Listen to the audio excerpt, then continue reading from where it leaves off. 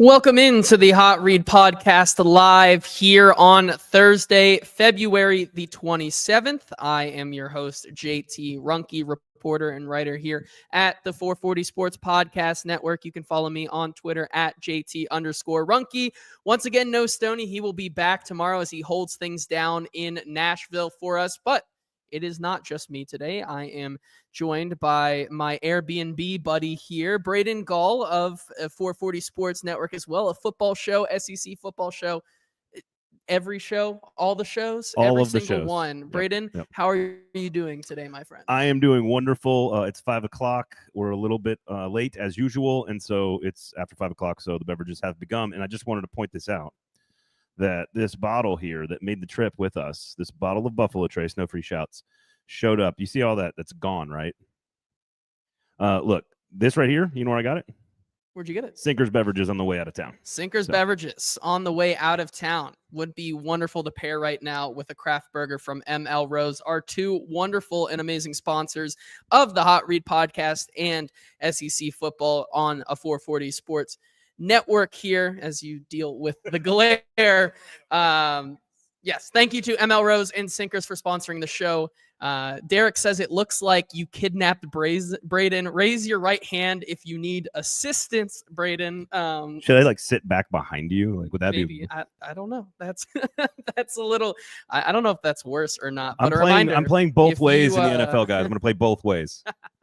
If you want to join the conversation like Derek and Paul Woodburn here in the chat, reminder, head on over to the 440 Sports YouTube channel where you can join the conversation. And it's going to be an interesting one because we got to hear finally from Travis Hunter today, who certainly is a confident fellow. We also heard some breaking news about Abdul Carter that might shift the tides of what it means for the Titans at 101. So many different things to get into today. I want to start, though, with that Abdul Carter news that we heard today. Adam Schefter reported later last night that the potential number one NFL draft pick, Abdul Carter, has a stress reaction in his right foot after tests revealed that on Wednesday. And the Penn State standout will need to decide soon whether to have surgery or not. There was an update earlier this morning where they said after further scans on his right foot, surgery is not advisable. Carter will indeed work out on his pro day on March 28th. And him and his agent, Drew Rosenhaus, are both confident that this will not affect his draft status and he will be ready for the NFL draft and still should be the undoubted number one pick, as we talked about, at least I talked about yesterday on my show. Braden, your reaction to that news, how big of a deal is that to you for the consensus number one overall edge rusher? Well, obviously I'm a doctor, and so I've looked at many different microfractures and strains and things like that in athletes' feet at that size. And so I can say definitively, like everyone else on the network and everywhere else in sports media, that it definitively will either affect his long-term trajectory as a pass rusher or mean absolutely nothing. Those are the two different things that I am saying that it could be. Look, here's the deal. If Abdul Carter is the best player in the draft, you draft him at number one. He will be healthy. He says he's going to be healthy for his pro day, which what did you say it was? Like the end of 1 month. 1 month away. March 28th. Supposedly March 28th, he should be healthy. At the end of the day, I feel like the way to look at it is, where does he go in the draft? And if the Titans stay at number one and are on the clock, they are picking between Abdul Carter and Travis Hunter, in my opinion. Cam Ward is certainly a part of this conversation. But I think it's between those two if it's up to me. And I would take Abdul Carter because I think it's a bigger position of need and maybe a longer-term play for them. If you move back to 3, let's say hypothetically, you're picking between, guess who? Abdul Carter and Travis Hunter again, and so it hasn't affected his draft stock at all. If you trade back to 6 and he's still there, the Titans are going to take Abdul Carter. Yes. So it doesn't really do anything to what actually happens. It might affect the way you evaluate his long-term prognosis, but that is not for any of us to say. That is for the Titans medical staff and personnel to say this is a normal thing. He's already dealing with a shoulder injury. Yes. This is a normal thing. So it's up to them to decide. Like, nobody in sports talk radio or anywhere on the internet has any qualifications to tell you that unless you have examined his foot personally and come out and do content on that examination, you don't know if this affects him long term.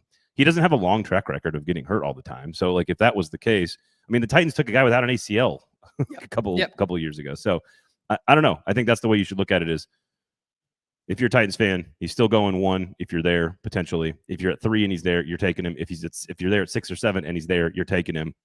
Yeah. So you're taking Abdul Carter. It doesn't affect the way the Titans should look at it unless they view him as off the board.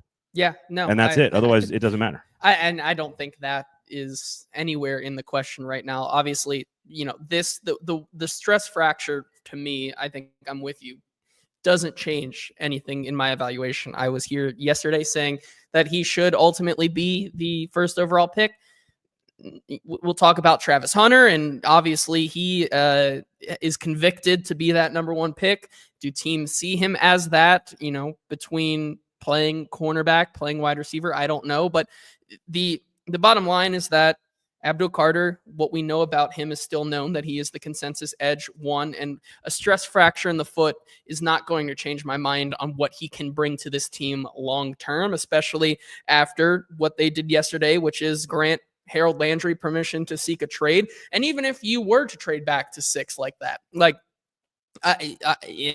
and Abdul Carter's not there, that probably would tell you the same thing, that teams obviously did not care about that. And whether they go with a guy like Michael Williams or Shadur Sanders, if he's there at 6 or something like that, that is another direction. But that does bring us to, and like you said, if they were to trade back at 3, we heard a lot today about how the Cleveland Browns look to be potentially aiming at one of those quarterbacks at 2 if they were to fall there. What that means for the lying season of it all and trading up. It's a good lie for the Titans. Yes. I mean, you want the 2 quarterbacks right now to be 1 and 2 on everyone's mock draft. Like, that's what you want if you're the Titans. Because again, you either believe in Cam Ward, you take him and he's an elite player, or you don't and you trade back and get a bunch of stuff for him. You want all this to happen. So who cares if it's true? Like, good lies. We like those lies. I agree there, which then brings into conversation where Travis Hunter fits into all of this. I don't know about you, Braden. This is your first combine, right? This is my 3rd.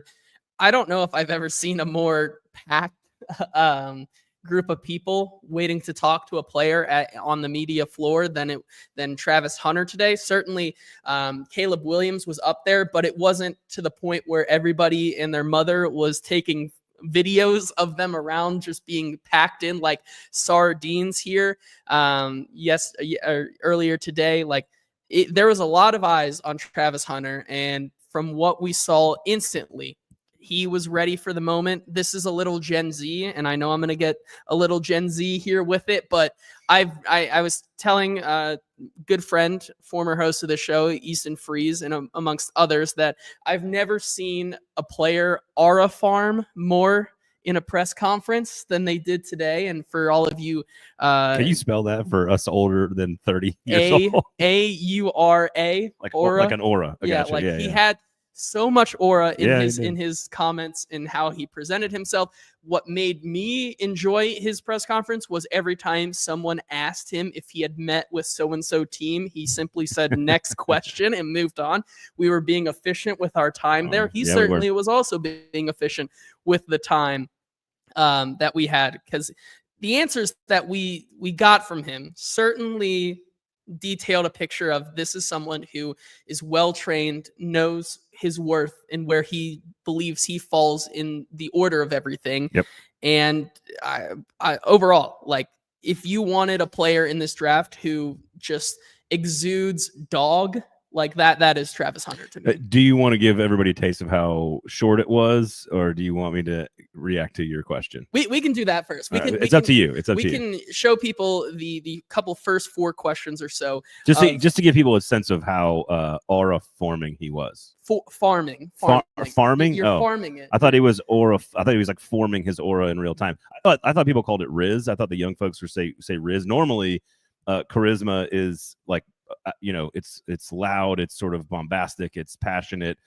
This was interesting because I thought he had a lot of charisma for somebody who was not exuding any of that. This was like deadpan Riz. if that's a thing. And I was, and that's kind of what aura is. okay. All right. See, I just got to get to the new words before my daughters do. And then I know what the hell they're talking about. Here's what Travis Hunter had to say. The first question, of course, was certainly one where they talked about his opinion on maybe punt and kick returning, which his answer, I think, speaks for itself. But then as they go down the line, he talks more and more about his upbringing and how he sees himself playing and translating to the NFL level. Here's what Travis Hunter had to say.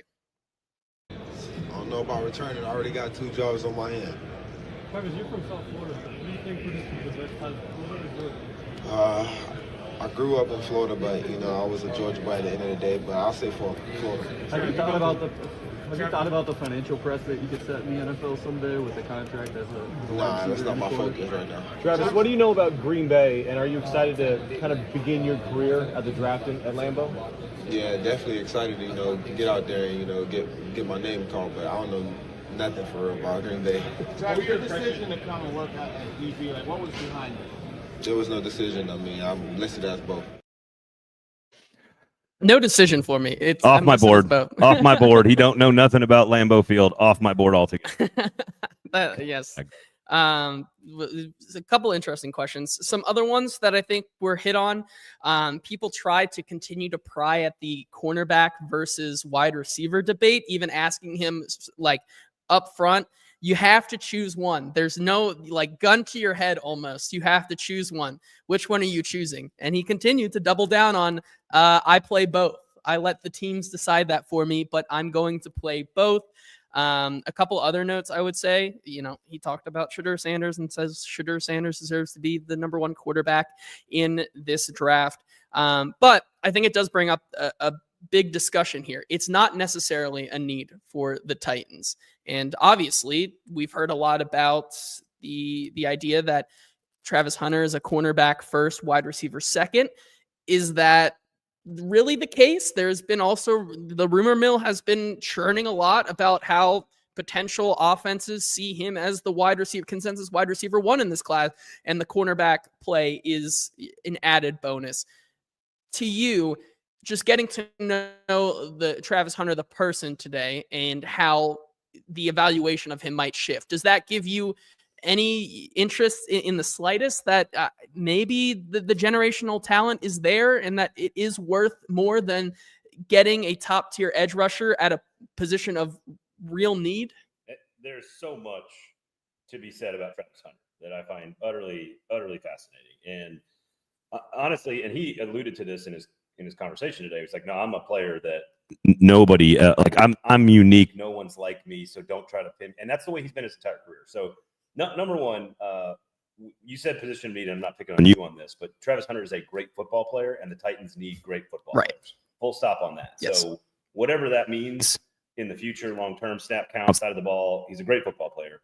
He is. I have said all along, I thought he was the best, number 1, the only generational talent. I've sort of added Abdul maybe to that list because there's not a lot of other names to even put in there, and because the Titans need edge rushers. So, especially when Landry's gone, they're going to need that piece. But that's number 1. He will help the Titans become a better football team the second they draft him, if they were to draft him, whether that's 1 or 3 or whatever. A lot of stuff here with Travis Hunter. Number 1, I am not sure in 20 plus years of doing this that I have seen a player so disciplined on his strategy to communicate with the media. I have never seen a player that is as disciplined as he was today in sticking with I am not going to give you anything. I'm very confident. I'm smart enough to give you great answers, but I don't need to, and I'm not going to. And so y'all can keep trying, but I don't care. And it was so disciplined. It was so exactly what he wanted to execute and what he wanted to do. So I give him a ton of credit for how he did that today. I do think that was absolutely a huge success for him. So very, very impressive on that stance. I thought the one line that was super interesting is he said something about family. He basically said, look, it's really good not to have your family out there when it's time to lock in. I don't think it was a shot at the Sanders group, the brother and the Shedeur and the brother and the dad, Dion. I think it was just him talking about being focused and that he loves ball. So I think I am totally fine with the Tennessee Titans taking Travis Hunter. Number 1 and number 3, totally fine. It'd be super fun to cover, super fun to watch, super fun to be around. It would be great. So I'm all for Travis Hunter. I think Abdul Carter's great too. If you're taking one of those two, the team is better. I think, and there's a bunch of reports about the coaching in this league being obsessed with Travis Hunter on offense as a wide receiver. I have said I think he helps the team faster as a wide receiver. I think he is a more complete wide receiver. He is probably wide receiver 1 in this draft class. He's probably cornerback 1 in this draft class, but maybe not. I don't know. I think there's a debate there. He's clearly number 1 athlete. So I think, does he help the team immediately on offense? Yes. Could you learn how to be a corner, a press man cover corner at 185 pounds? Could you learn that and contribute on offense right away? Probably. Can you go the other direction? I don't know. He is fascinating. He is utterly fascinating, super confident. And as we've said on our show, on a football show, and as Nick Sussa said, I like a guy who has bucked conventional wisdom every step of his career to bet on himself every step of his career. I'm a 5-star. I'm going to Jackson State. Nobody does that shit. Nobody does it. So yeah, and he's great. I think it's important as well because we heard from him as well the importance of why maybe he was that 5-star and went to Jackson State. And I think ultimately it was because, well, like he said, Deion Sanders was the only one that he believed in him, in his ability to play both ways. Now, how much do you actually give that, considering everything that we just talked about? I don't know. But I will, yes, right? The idea that Travis Hunter as a pure wide receiver could be the consensus wide receiver 1. The idea of pairing a young wide receiver first, like Travis Hunter, with Calvin Ridley in that Brian Callahan system is certainly tantalizing. Plus the upside of a corner in playing some of that, which, you know, to the Titans, maybe credit of looking towards a guy like Abdul Carter. And we've talked about this on our show with Stoney as well. Travis Hunter doesn't necessarily fit the scheme or like mold of what Denard Wilson's defense wants to do. How much physicality can he add to his game as a corner to make him truly that consensus corner 1? I think that's still a big question mark with his game. But ultimately, and I wrote a piece that will be live over on Stacking the Inbox, that it's good to double dip on positions that maybe are not needed as much. It's the Philadelphia Eagles model. Get greedy and take good players because it matters like that. And so I think either way, if you view him as a wide receiver or a cornerback, for this Titans team to take him at 1, I think they would have to think he is a wide receiver. And I think that is just as valuable as maybe an Abdul Carter. What's interesting is I think even if he is exclusively, like, if there's a chance that the Titans believe he can play both sides of the ball, he's the number 1 pick. Yep. Like, that's the way it's if you're sitting in meetings and you're Brinker and you're Borgonzi and you're the rest of the staff and the scouting department and Brian Callahan and Denard Wilson, and they all sit around the table and they go, guys, I think he can do it. I think he's got the toughness. I think he's got the endurance. I think he's got the stamina. This is a once in a generational talent who won the Heisman because of all the stuff he did. And if the microphone was cutting out there, I apologize. But all I said was that Travis Hunter is extremely disciplined and sticks to his own belief in himself, and it's an impressive trait that he's exhibited throughout his entire life. If he can play both, and there's a chance you think it can happen, they have to be very honest with themselves in that room when they make that decision. Then he's the better pick over Carter. If you think he's a one side of the ball player with a little bit of extra in special teams or a little bit of extra on offense, it's hard to make the case for number 1 overall. Number 3 overall, you trade down, you take Travis Hunter 2 seconds and you figure it out later. Who cares? So he is very special. He is rare. He is unique. He's all the things and clearly very confident and believes in himself and has bet on that his entire life. Does that mean he is going to be able to play 120 snaps in a game, or 110 or 100 snaps in a game. Like Nick Westbrook-Akine famously was asked about playing special teams last year after he got moved into the starting offense and was actually playing offense most of the game. And he's like, it's exhausting. I can't do like my 8 gunner reps on special teams because you got to be in great position to be a great receiver. So I have no clue what that would do to the human body to play literally actually both ways. When's the last person to do it in the NFL? 35, 40 years, 50 years? Yeah. So he would have to be truly special, but you got to be honest with yourself when you're having that conversation in the war room to say, look, we're going to use him both ways. If that's the case, I don't have a problem with you taking him at number 1. He makes your team better. No matter what happens, he makes your team better. There's a chance Cam Ward and Shedeur Sanders don't do anything for your team. Yes. Abdul Carter probably makes your team much better right away. Travis Hunter makes your team better. Travis Hunter probably makes your team better, maybe not right away, but in the long run, as you continue to accrue talent and build on that for this Titans team, I think it could be very interesting. A lot of you guys seem to be in the chat on the Travis Hunter train, with Paul saying that he's all in on Travis.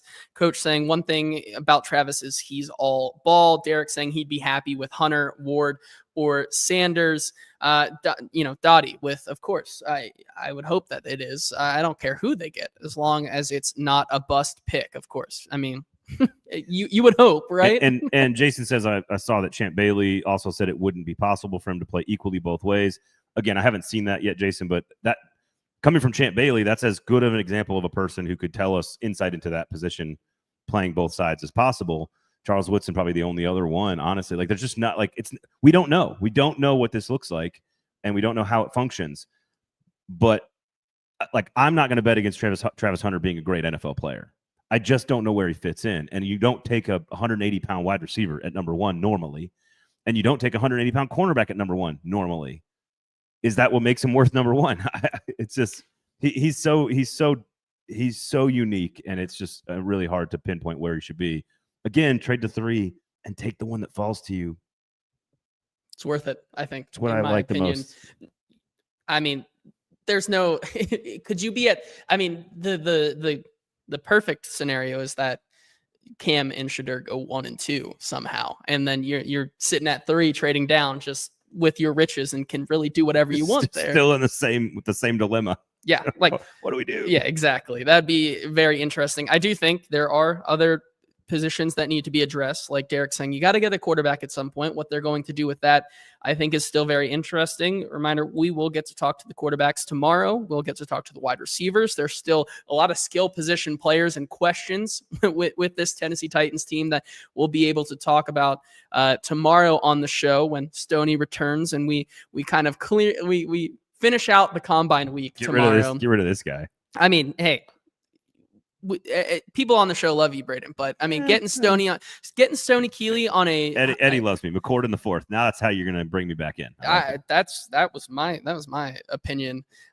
which Stoney very much hated. But the people like you, Braden. The people love to see a Stoney Keeley on a Hot Read Happy Hour Friday presented by ML Rose and Sinkers Beverages, which is a great way to say that we are sponsored by ML Rose Craft Beer and Burgers, along with Sinkers Beverages. If you are in the local Nashville area, unlike us, I have the perfect idea for all of you to go out and check one of ML Rose's 6 wonderful locations all around the greater Nashville area. And then if you're hosting a party back at home, on the way back, pick up some beer, wine, or spirits over at Sinkers Beverages, because they simply are the best in town. They're the best in the business in the Nashville area, and we love having them support us. So you guys should go out and support them. Go to ML Rose. Go to Sinkers Beverages. Yes, I agree here. Eddie's saying the bottom line there, we can wrap this conversation up. If the Titans were to view Travis Hunter as a cornerback, I think that's still rich at 1 or 3. And I think ultimately this conversation comes down and we can make our final deliberations on it. I think I'm still in the Abdul Carter train with the 1 or the 3, depending if both are there. This is I haven't fully formed this idea yet, but it's been hitting me as we've had this conversation, which is the Titans are not necessarily like they're very conventional. As a brand, as a product, as an organization, they're fairly conventional. Their brand has been big physical football, run the football for many, many years. That's been their thing for a long time. Abdul Carter is the more conventional thing to do. It is the more on-brand move for the Tennessee Titans. It could be the right exact best thing to do. We don't know. Travis Hunter is it feels like a New York Jets thing to do. Like, it doesn't feel like a Titans move. So I if I was predicting, I would predict Abdul Carter. Could I be talked into Travis Hunter if you truly think he can play both ways? Cool, way to go. Here's what I would say about Brian Callahan telling us that he thinks he's going to start at corner. There is a chance he is 100% full of shit. Like, that he is 100% lying to our bold face to our faces about that. Oh, no, I think he can start at corner. Now, what's the motivation behind all of that? That's another question. Yes. But I'm an offensive coach who needs to kickstart my second season. I don't have a quarterback. Please give me what is absolutely the number one playmaking human in the draft. Brian Callahan's not sending that guy to defense. Come on, he's full of shit. Yes. I'm saying it right now. I respectfully, BC. Respectfully. Yes, I appreciate it because he's definitely watching. He could be any one of these people. He could be Stoney Keeley for all we know. Nick Holes is definitely watching and drawing up plays to throw the ball to offensive linemen. Yes, I agree there. Let's move the conversation to some of the other things we saw today, because it wasn't just Travis Hunter. We talked to some of the tight ends. This is obviously a very deep tight end class. I know you and I have felt convicted that at some point in this draft, the Titans will be taking a tight end because the talent is just simply too good to pass up there. We got to talk to them. We talked to, again, the idea that they could potentially double dip at the cornerback position or address the need that is safety. I think those are some that we got to talk to a lot of those guys today. Let's start with the tight ends, though, because we got to talk to the star-studded cast of maybe the top 5 or 6, which is Tyler Warren, Colston Loveland, Gunnar Helm, Mason Taylor, Harold Fannin. Am I missing any other ones? Elijah Arroyo, yeah. Right? Those guys. They like Brenning Stone as well out of Clemson, but he's a later pick. So. Yes. To you, obviously it's hard to talk about this team, and it's frustrating to talk about sometimes because it feels like the sweet spot for maybe like a safety or a tackle or a tight end would be at that 3rd round pick that they would have if they did not trade it away for L'Jarius Sneed. But right now, it feels like 4th round, I think, would be a really nice spot for the Titans to take that tight end. Once again, this is a shallow wide receiver class. I think these tight ends are the better playmakers. I think at the end of the day, whether you are a wide receiver or a tight end for Brian Callahan's offense, I think it doesn't matter. You get the guy that you can get the ball in their hands and make plays. And at the end of the day, if you can get a guy like a Mason Taylor, like even if I don't think it's possible, but like Elijah Arroyo in the early day 3, late day 2, if you were able to trade up or something like that. Those are the 2 guys. I think Mason Taylor and Elijah Arroyo, I think, could really be playmakers out of this group, and you wouldn't be kind of jumping the gun taking one of those guys. No, I think it's a great tight end class.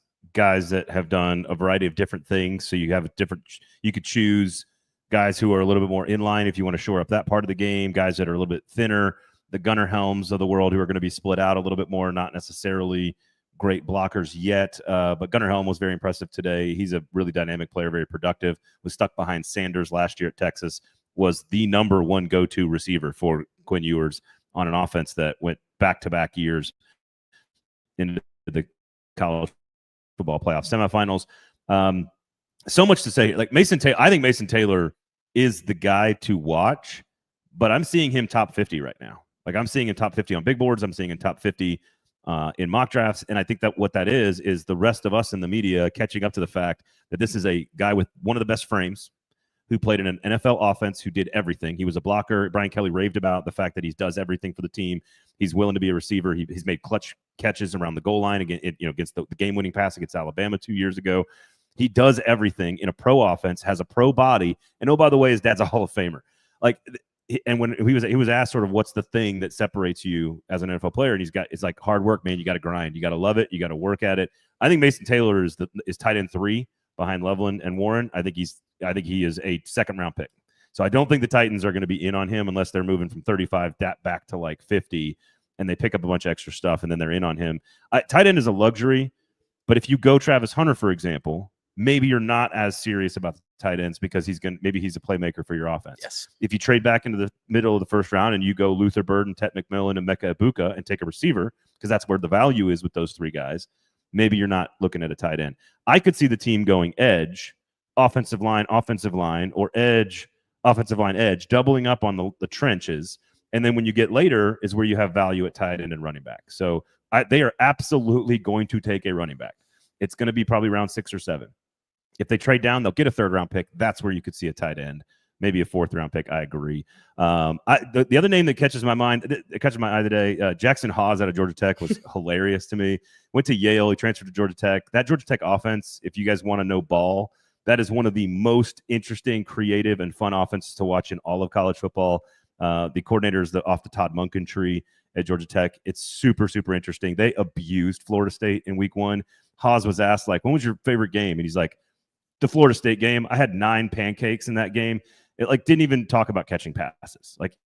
Why did you go to Georgia Tech? Because I got to play in the 12 personnel package. This guy was just nerding out on scheme and great blocker, very late player, not necessarily a fun, interesting guy that, he's not going to take the place of what everyone thought Josh Wiley was going to be.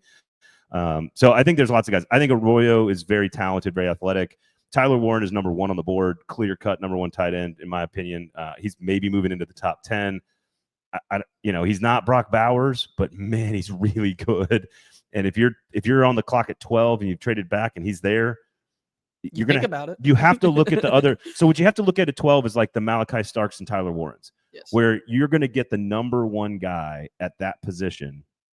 It's not necessarily the thing you need the most, but you are getting a true starting Pro Bowl level player, making your team better. So I think Starks and Warren are the two that those are the guys I would really love at 12, for example, if you're sitting there. So I love Warren. I think Loveland's fine. I think he's a nice, really versatile player. I don't think he's in the range for the Titans. He's a Charger. Jim Harbaugh is just going to bring him home. He's got the surgery there. I'm trying to think. Again, Mason Taylor is the one I would say stood out the most to me today. And he is, again, the moving up boards thing just means we're learning what the NFL already thinks of these guys. I think the NFL thinks very highly of Mason Taylor. I do think that you talking about potentially moving back to 12 is interesting. And I think we're not going to spend a lot of time on it, but there was a report today that,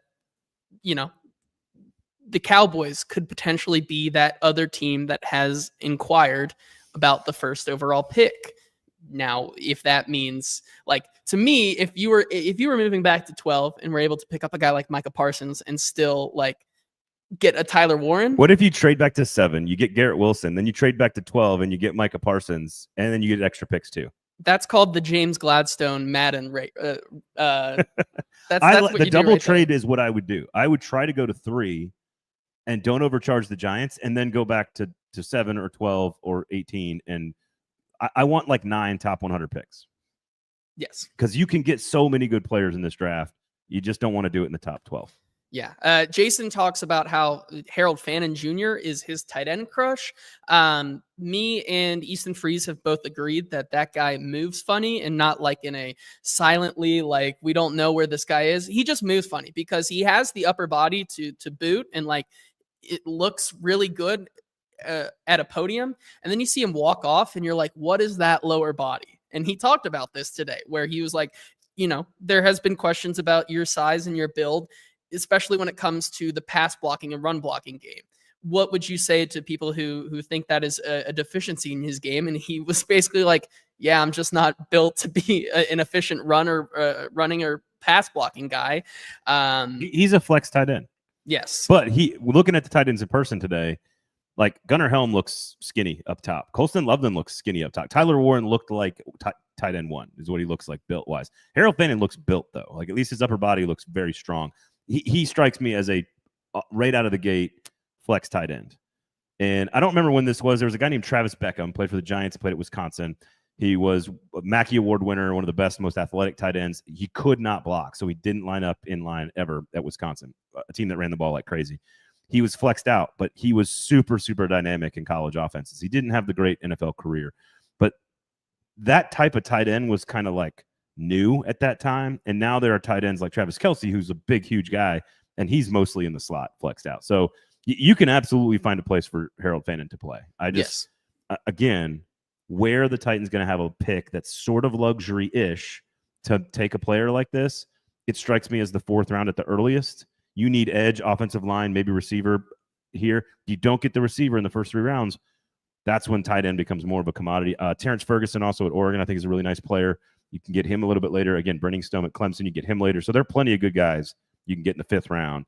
If you want a guy that you think you can start over Chig, over Wiley, over these guys, you might have to go, if you can get a 3rd round pick, you might have to go earlier. I mean, there are questions still that like the Titans don't have a starting caliber tight end right now. And like, if you were to take one of these guys at like 35, like a Warren, like if he's there, like a Loveland, like a I think you're going to have to use a top 12 pick on Warren. Yes. I think Loveland could be there at 35. Which I think is really interesting. Eddie talks about, have you talked about the Walter Nolan news yet? That is something that just came up. It seems apparently, according to Marcus Mayer, that Walter Nolan might be off some people's boards at like totally because of character concerns. We learned that he also was not going to test today at the combine, which doesn't do him a lot of favors. What does that mean for, say, like a Titans team who could want to like do that? I don't think they're going to trade Jeffrey Simmons. But if Walter Nolan's there, do you take him and figure out what you do with Simmons? You have to do the character check background. And as it looks like we have a special guest here at our door. Wait. He's here? I think so. Right now? I think so. Tell him to tune into the show. Yeah. Okay. But we're trying to work here, PK. However, I do think we can talk about a few things, and maybe he'll come in here and start. You can just have him like walk around. The door's right there, guys. We could the door's right there. He might. I hope you guys are watching on YouTube. Thumbs up, notifications on, all that good stuff. Make sure you subscribe. He's gonna come in. He's gonna scream in the background. He's gonna scream and talk about how Airbnbs are terrible, and that this was. He texted me too. He was. This is how he. This is. He was. Airbnbs are terrible. I don't know where you guys are, where your apartment is, but why are they terrible? I don't know. You don't like Airbnbs? No, I'm saying if I'm PK, he's going to come in here and say that. But I just gave him the code to the door, so we'll see if he gets in. We have to see if he knows how to work. Paul Kaharski's star-studded podcast on the 440 Sports Network coming up soon tonight. So look out for that. What is he doing here? I don't know. I think he needs help with this podcast, but. You didn't respond. You didn't respond for like a couple of hours. He's like, I'm just coming to you. Yeah. We'll ask Paul if his Marriott TV remote is backlit. That's for sure. He says he can hear everything we're saying too, by the way. I gave him the code. I gave him the code to the door. He said he thinks he locked himself out because of the stupid button sequence. Well, then he can stand out there in the hallway and listen. We gave him the code to the door. Walter Nolan. Walter Nolan. There's been a lot of stories about Walter Nolan over many years, be it Texas A&M or Ole Miss. There's sort of always been the whole like how much does he love football? A little bit of a maturity thing, and maturity is such a weird word when it comes to players of this age and this caliber and sort of this stage of their life. T'Vondre Sweat had that moniker and was totally fine. There's just, you don't necessarily know when a young person is just doing young person things, or when the young person is just kind of a jerk. like you just don't. And I'm not saying that about James Pierce. Yeah, and Jermaine Burton stuff is different, right? Like that's different. That's a different tier of just being an asshat. The questions about, again, the only thing that gets you removed off of boards, medical issues, and stuff that is so considered so serious that they just don't think about you. Now, if you are looking for the Titans, I don't think the good news for the Titans is that unless you trade Jeffrey Simmons, this isn't really an option that you need to worry about. He's a very talented athlete. He's a miniature version of Jeffrey Simmons, which is why he could be appealing for Tennessee Titans people. But that would require you to trade. Number two things have to happen. You have to trade Jeffrey Simmons, and you probably have to trade back to like 7, 9, 12, 15. Because where he's going to get drafted is probably in the mid-teens.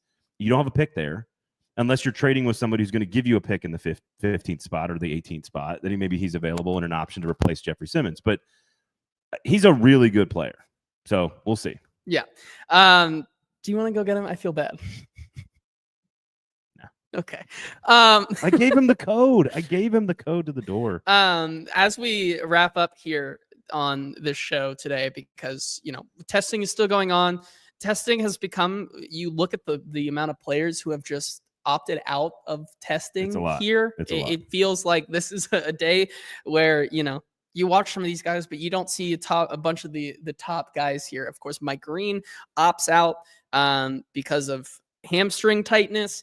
You have the reasons why some of these guys maybe don't test here is because we saw James Pierce, another guy who has character concerns, who may be off boards. He might be off even more boards after today because he had a 31 vert, which is just like I maybe could do a 31 vert.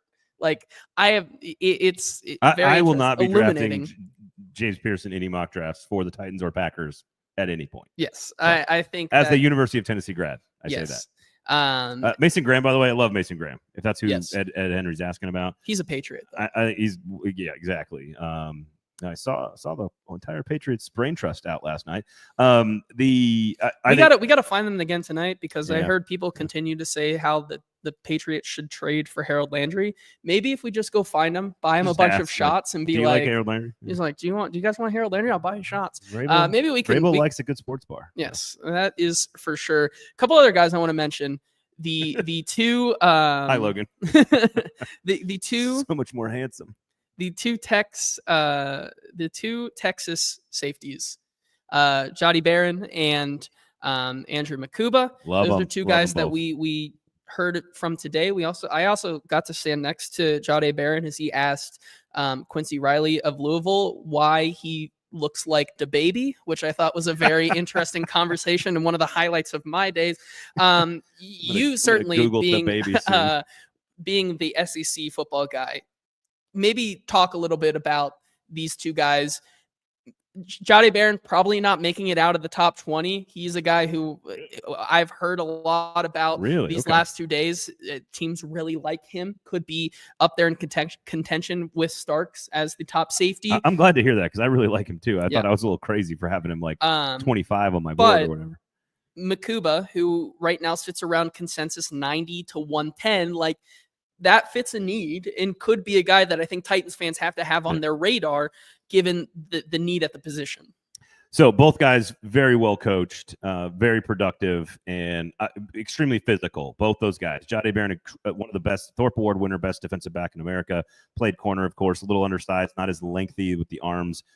Great tackler. When you have a corner who's just not quite long enough, not quite rangy enough, but is a great tackler, that guy makes a tremendous safety. I think Jody Barron's going to be a great safety in the NFL. And I think 35, I am sitting there at 35 with Barron in my back of my mind going like, that's the guy, no matter what happens if he falls, we've got a great option to be a starting player for a long time. I think he's a really good player. I don't think he's worth it in the top 20, but if you're at 35 and you want to trade back, you get to 40 if he's still there. He's projected anywhere from like 20 to 40, so we'll see. I'm glad to hear that NFL teams like him a lot more than maybe where he's at on the internet right now. I think that's really interesting. Makuba is more of a third round, like you said, absolute thumper, likes to come up and lay the wood and hit real hard. And I like players that do that. Was it you who I was talking to that likened him to Quandre Diggs? Nick Suss said he reminds me of Quandre Diggs. Also, of course, I think a Texas player as well. But just really big, physical tackler, likes to hit, likes to play that style of football. I think you can get him with a third round pick if you had one, and if he falls to you in the fourth, absolutely is a fantastic. I'm curious, how tall was Jody Barron when you're standing next to him? Was he taller than you by like an inch or two? Not by much. I was gonna say he's not. Oh, he was listed like 5'11". Oh, look who it is! Did he get in? He figured it out. Did he figure out the door? He figured it out. There he is. Look at that. He doesn't realize he's going to be on camera right when he walked in. So there he is, guys. There we go. Happy to be on. Your thoughts on this? What do you think? What do you think of Jody Barron? Jody Barron. First of all, I've studied him intently, and I need to watch more film. And then your thoughts on this Airbnb in particular? Yeah, go ahead and give us a quick review. It's lovely, but it comes with no Marriott points. A pin drop from here puts you about a block away. Really? And then a dyslexic guy giving you the code to the door leaves you in the lobby. You got to talk about people's learning disabilities on the show. Man, That's okay. ridiculous. I think Paul Karski, everybody. I think Paul just called me dyslexic on my own show. I don't know how to feel about that. Logan asks, does Kobe Bryant have the tape to back up the personality? Seems like a great guy to have for a team aspect. Listen, I have not watched a lot of Kobe Bryant, but when it I talked to Matt Miller about him actually at Senior Bowl. Really loves Kobe Bryant. Very honestly, he could be a Jarvis Brownlee type of player later in the draft, where you go get him later and see what happens. Here's the thing about Kobe Bryant and my general take on cornerbacks in general. If they just have that dog, that's all that really matters. A guy like Kobe Bryant seems to have that dog in him, much like a guy like Travis Hunter in his press availability today. Like those are guys who are just going to be they're going to be competitive. They're going to be aggressive. They really feel like a scheme fit for a Denard Wilson defense. Listen, you want to talk about, speaking of Jarvis Brownlee Jr., had an opportunity to talk to his close friend and good teammate, Quincy Riley, today, who is taking a very similar route to the NFL that Jarvis Brownlee Jr. did. Have a piece going up on Stacking the Inbox talking about him, Travis Hunter, and these guys that we talked to today. He talked about how Jarvis Brownlee Jr. and the Louisville secondary kind of coaching system in general has really taken them to the next level and prepared them. Like, I don't think Jarvis Brownlee Jr., I think we knew the talent. I'm starting to learn that if he didn't go to a place like Louisville for those last 2 years, I don't know if he would have been as, maybe consistent as a starter like he was today. Quincy Riley certainly spoke highly of him and that entire Louisville defensive coaching staff. He's a guy that, like I said, the idea that you need to be greedy and double dip on positions that you may not necessarily need, but given L'Jarius Sneed's injury, given Awuzi's inability to stay on the field, like it's not out of the conversation that if he's there in the 5th round again, you just go back to the Louisville Cardinals press corner factory. Right. So here's the thing. I think double dipping is great on like edge and offensive line. Double dip, no problem. You want to double dip at receiver if you trade back and have extra picks, no problem. Those guys are going to have to layer with current players, and they're going to have roles for a long time. They help your team right away. I think with corner, if you go Travis Hunter and you really do believe he's actually going to be a full-time starting corner for you, which that's what they've said, I think I'm calling complete BS on that. I don't think that's my personal opinion, but let's say it is, and they want to if they draft him in the top 3, you already have like 4 other corners. Yeah. So at that point, I don't like the double dip, but I really like coming and get like a Riley or a Maxwell Hairston or any of these guys that you can get later, or even going with a Barron who you could play in coverage situations with a corner background, but he's going to be your starting safety most situations. Then you can roll him up into nickel corner. He can be a backup for McCreary or take McCreary's spot if you need to in certain sets. I absolutely think they're going to add a defensive back. I think it's when and where and how that affects. I don't want like a first round corner outside of Hunter. I don't think Benjamin Morrison is a really good player. Ravel out of East Carolina, Will Johnson. I don't think you need to invest more in a guy who's a corner. You invest in Travis Hunter because he's Travis Hunter, which is different. And so I don't like the idea of double dipping on corner because you are low. That's your best position on the team right now. So I love 2 edge players in the first 3 picks. I love 2 offensive linemen in the first 3 picks. I could be convinced to do 2 skill players in the first 4 or 5 picks, like go receiver, tight end, and running back. In the draft this year, everybody off. Well, like if you go back to 12 and you take Luther Burden, and then in the 3rd round or 4th round you take Mason Taylor, and then in the 6th round you take Trevor Etienne or Woody Marks or Lakeith Allen, Ollie Gordon, like that is giving Callahan and whoever plays quarterback a bunch of weapons to have fun with. Yeah. And so you have to look at the offense as the whole picture. And I think the defense, you have to look at it with need. And that's why I don't love the idea of double dipping with corner. But I do think if you're not going to draft Hunter, having somebody that you like a Brownlee, whoever that might be in the 5th round, adding another depth piece, never a bad idea. Yeah. Last thing I'll say about the secondary and the needs that they could have here, as Eddie, I just saw that on my phone as well. So the outside linebackers are running fast right now. Yeah, James Pierce Jr., 31 vert, but a 4.5 40. I don't know what that means, but good for him. It's very strange. I know. on the safety. Does he like football? South Carolina, Nick Emowari is a guy that's going to test really well. If he's there at 35, how he fits, because he is another one that is a safety who is a linebacker who plays safety. Just given the traits and his size, we'll see what happens with that one. But I like him at 35 because of the skill and the traits there. And this is one of those where you have to differentiate between having multiple skills or being positionless, right? There's a subtle difference there. You know, Jihad Campbell, who checked in a little bit, I think he looks like he's a little bit more of an off-ball linebacker. I was really hoping to see him play as an edge player, an edge outside linebacker. Same with Jalen Walker. There's guys that are that you could call them positionless. Like, oh, he could play off-ball linebacker, he could play the edge. Emowari is one of those guys. He is a safety, but at 6'3", 225, he could absolutely be a linebacker. And so the question is he good enough to play one of those two roles full-time, but give Denard Wilson a bunch of different skills in that role? You want him to pick one. You don't want him to be both. You don't, if it's a safety, but you have to be up close to the line of scrimmage, that affects how you cover the passing attack. If he's a safety, but he can play true safety, but you can use him a bunch around the line of scrimmage, then that's an added value. So there's a subtle difference between being sort of positionless and being skilled enough to do lots of things on both in the position. He is really big. I think the one question about him, very fast, getting to the ball is not his problem. I think he's going to test very well. I'm assuming whenever they run, he's going to run well tomorrow. The question is going to be the hips and the fluidity and the change of direction in space, because these receivers in the NFL will put you in a blender if you cannot do it. Yep. And so the question with him is, can he do that? If you put him at linebacker, which no one has really said, by the way, I haven't heard anybody say we're going to try to play him at linebacker or we like him as a linebacker. I haven't heard that.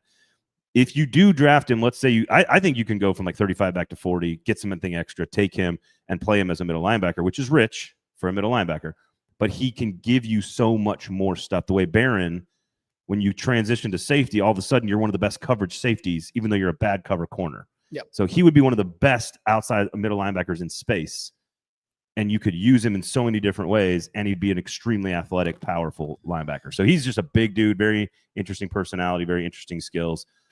We'll see what happens with him. Final couple things before we wrap up here.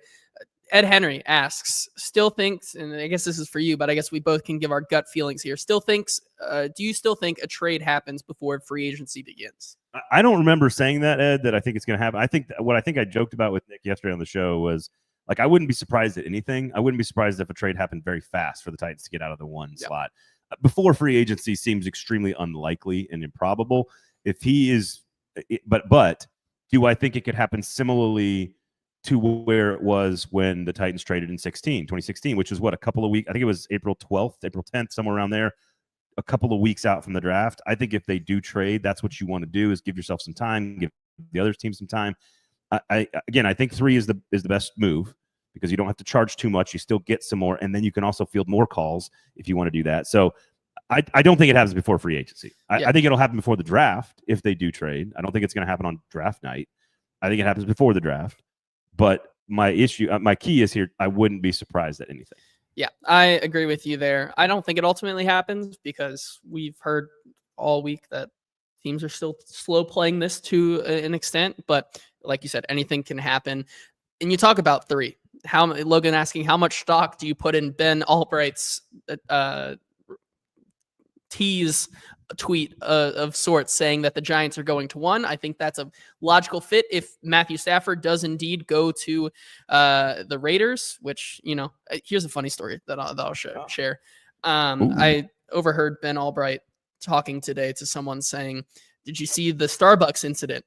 And Ben Albright said, and I quote, yeah, I had about 9 people text me asking if that was me in the altercation before it came out that it was Rappaport and Schultz. So, that's like 2 very different heights of human being. Yes. Rappaport and Schultz, just a random observation. And then finally, Logan saying, what Rap Sheet's 40 time is. Logan saying, great tease. Apparently he thought Easton was going to come through the door, and then we get PK. Hell of an upgrade, apparently. I think he also was like knocking on the door too. Easton might have also been knocking on the door. I'm not sure. We have so many friends here, but that or annoying folks who will won't leave us alone. Yeah. What is Paul doing here? I don't even know what he's doing here. He's getting ready to post the Paul Kaharski podcast, a star-studded one that you can listen to on the 440 Sports Podcast Network. And Fancy. after you listen to this one, I highly recommend you go listen to that one because it is indeed star-studded. But that's going to do it for the Hot Read podcast today. ML Rose, craft beer and burgers, Sinkers Beverages. That's where you got to go this weekend if you're going out with friends, if you're having a party, staying in, watching the combine on your couch this week, and you want to do that when James Pierce jumps 31 in the vert. That's what you got to do. But that's going to do it. We have one more show this week before we close out the NFL Combine week. And until then, football show, Nick Suss and I tomorrow, noon Eastern time, 11 a.m. right Central after Standard the God's time. We're going to talk to Shador. We're going to talk to Cam. And stay tuned. I think you're going to want to tune in for that show. Stay tuned. So that is going to do it for the Hot Read podcast. Until tomorrow, where Stoney Keeley returns on a Hot Read Happy Hour Friday, we will talk to you then. Getting already okay. Mic drop.